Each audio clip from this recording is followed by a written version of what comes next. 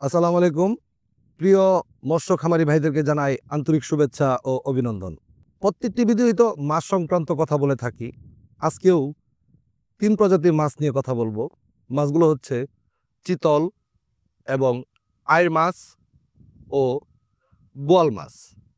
জি প্রিয় দর্শক, চিতল মাছ কিন্তু ব্রিডিং পদ্ধতিতে হ্যাচারিতে উৎপাদন করা সম্ভব নয় এবং আইড় মাছ আপনারা বিভিন্ন অঞ্চলে এটার নাম গুজি আর বোয়ালকে তো বোয়ালই বলা হয়। তো বোয়াল মাছ এবং আইড় মাছ এদেরও ইঞ্জেকশনের মাধ্যমে আমরা হ্যাচারিতে কৃত্রিমভাবে উৎপাদন করতে সক্ষম হইনি। তো আমরা সত্যিকার অর্থে চিতল মাছের পোনা এবং আইড় মাছের পোনা এবং বোয়াল মাছের পোনা কোথা থেকে সংগ্রহ করি, আজকের বিষয়টি এই ভিডিওর মাধ্যমে তুলে ধরব। জি, আমরা বিভিন্ন নদ নদী থেকে, যেমন আপনার ব্রহ্মপুত্র নদ রয়েছে এবং রয়েছে যমুনা নদী, আরও বিভিন্ন নদী থেকে বা খাল বিল থেকে হাওর যে এলাকাগুলো হয়ে থাকে, সেই হাওর এলাকা বা নদী থেকে আমরা শরীয়তপুরে নদী রয়েছে, বিভিন্ন যমুনা নদী রয়েছে আপনার সিরাজগঞ্জ এবং ব্রহ্মপুত্র নদ রয়েছে ময়মনসিংহ আমাদেরই শহরে। তো আমরা বেসিক্যালি এই চিতল মাছ এবং আইড় মাছ এবং বোয়াল মাছের পোনা প্রতিটি নদী থেকে বা নদ নদী থেকে সংগ্রহ করে আপনাদের কাছে বিক্রি করে থাকি। এখানে কিছু প্রশ্ন থেকে যায় যে চিতল এবং আইড়, কিছু অসাধু ব্যবসায়ী রয়েছে, তারা ব্রোড মাছ তৈরি করে, মানে বড় বড় মাছ তৈরি করে ওরা নিজস্ব পুকুরে স্বাদু পানুতে সেই মাছ বাচ্চা উৎপাদন করে। তো সেই মাছটা কিন্তু গ্রোথ থাকে খুব কম। আর যেগুলো নদী থেকে সরাসরি বাচ্চা বা পোনা সংগ্রহ করে আপনারা চাষ করে থাকেন বা কোনো একটা হ্যাচারি থেকে আপনারা ক্রয় করে থাকেন, তখন কিন্তু সেই মাছটার গ্রোথ থাকে ওই মাছের থেকে 60% বেশি।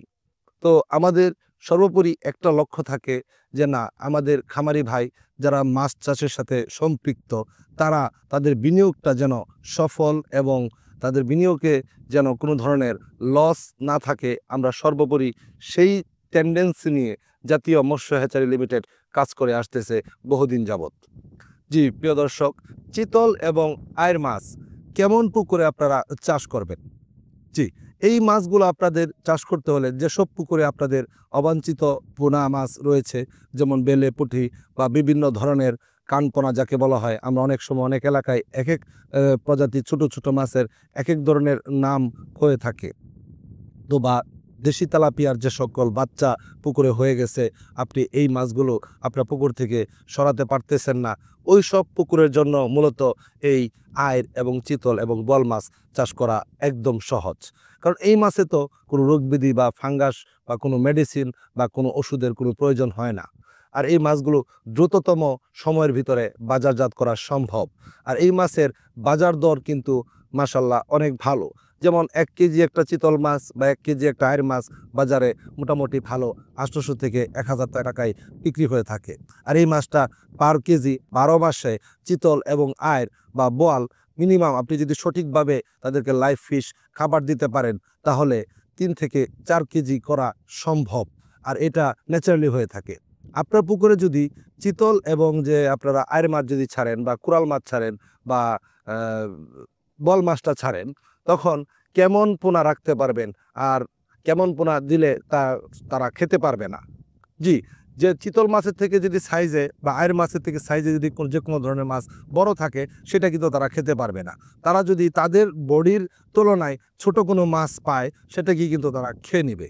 তো প্রিয় দর্শক, আমার একটাই অপিনিয়ন থাকবে, একটাই তাদের প্রতি উদারত আহ্বান থাকবে, আপনারা শুধু চিতল নয়, শুধু আইড় নয়, শুধু বোয়াল নয়, যে কোনো মাছের জন্য আপনারা যদি মাছ চাষ করতে চান, অবশ্যই একটি নিবন্ধিত হ্যাচারি থেকে মাছ ক্রয় করবেন।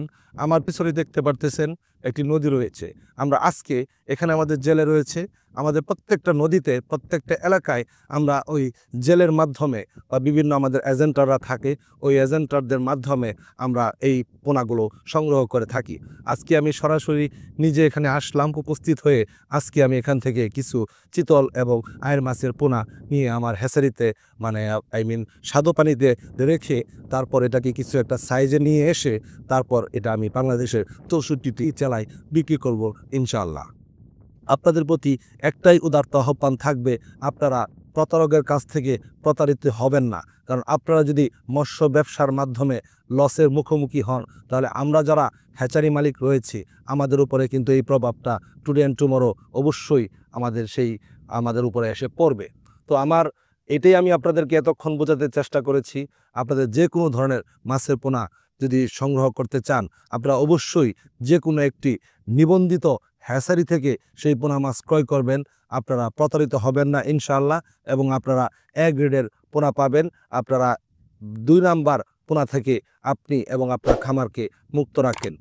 জি দর্শক, কোনো এক নতুন ভিডিওতে কোনো একদিন কথা হবে, আর মাছের তথ্যবহুল ভিডিওতে আপনাদের সামনে আসবো ইনশাআল্লাহ।